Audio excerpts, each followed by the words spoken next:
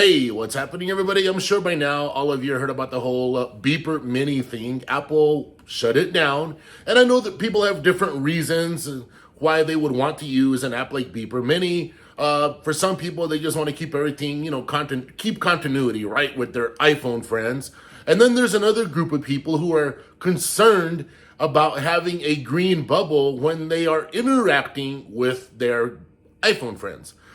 Here's what I'm going to say about all that. Number one, if someone is contacting you, if somebody is interacting with you, you should appreciate it. You should be happy that whoever that person, as long as they're not a pain in the neck, right? As long as you're not dealing with pain in the neck people, cool. But it's a good friend, a family member, someone that you haven't heard from in a while. When they message you, yeah, you're going to recognize if it's a green bubble. That's how we're all conditioned. But it shouldn't come from a place of snobbiness, all right? You should be like, oh, wow, this dude's in an Android phone. Then move on. Be like, hey, how you doing? It's good to hear from you.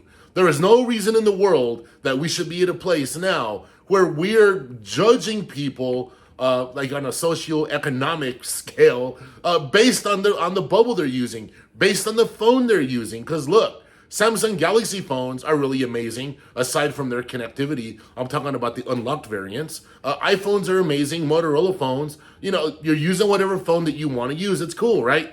And look, only in the United States do you hear about this nuttiness regarding green bubbles and blue bubbles. There are tons of different chat apps, messaging apps out there that are, a lot of people say they are better than iMessage. Now, look, I'm old school. I'll use Google Messages. I use iMessage. I use what's on the phone. Not a big deal, right?